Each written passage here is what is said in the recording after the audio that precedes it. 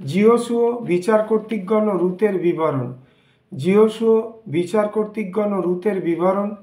যিহোশূয় পুস্তক হল ঐতিহাসিক পুস্তকগুলির আরম্ভ। এতে আত্মিক সত্য, প্রজ্ঞা ও উৎসাহের বিশদ বিবরণ পাওয়া যায়। মসির মৃত্যুতে ইসরায়েল জাতির যাত্রা থামেনি। মসি যা আরম্ভ করেছিলেন, যিহোশূয় তা সমাপ্ত করেন। এই বইটিকে দুই ভাগে ভাগ করা যায়। প্রতিজ্ঞাত দেশের জয়। প্রতিজ্ঞাত দেশের জয় 1 থেকে 12 অধ্যায়।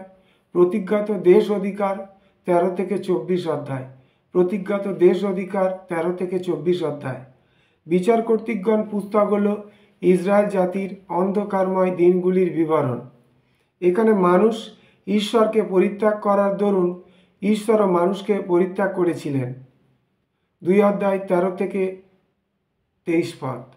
এই পুস্তক সমূহের ব্যবধান হল মহান নেতা যিহোশূয়ের মৃত্যুর পর থেকে শৌলের রাজাভিষিক্ত হওয়া পর্যন্ত। প্রথম 350 বৎসর সেই প্রতিজ্ঞাত দেশে ইসরায়েলদের কোনো রাজা ছিল না। তাই বারবার যে কথাটি চোখে পড়ে তা হল প্রত্যেক মানুষ নিজের দৃষ্টিতে যা ভালো তাই করত।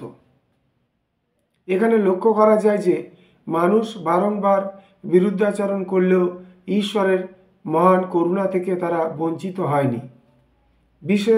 বিশেষ শিক্ষাগুলি হল 7 বার স্খলন, 7টি পরজাতির অধীনে 7 বার দাসত্ব এবং 7টি উদ্ধারের বিবরণ।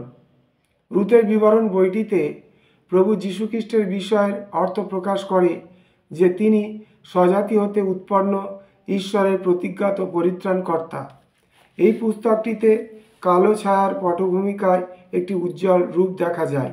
এখানে খ্রিস্ট ও তার মণ্ডলীর সম্পর্কে সুন্দর দৃশ্য খুঁজে পায়। এখানে গিদিয়ন ও জেপাতের রাজত্বকালের ঘটনা তুলে ধরা হয়েছে। রূত ছিলেন রাজা দাউদের দিদিমা বা বড় মা, প্রভু যীশুখ্রিস্টের পূর্ব বংশ। এই পুস্তকে কিভাবে মসিহ জন্মগ্রহণ করবেন তা অনুমান করা যায়। রূত ছিলেন একজন মোয়াবীয় মহিলা।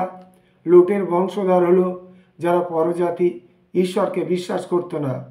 কিভাবে পরজাতীয়রা খ্রিস্টের পরিবারে অন্তর্ভুক্ত হবে সেই বিষয়ে এখানে ঈশ্বরের মহা অনুগ্রহের এক চরম দৃশ্য তুলে ধরা হয়েছে।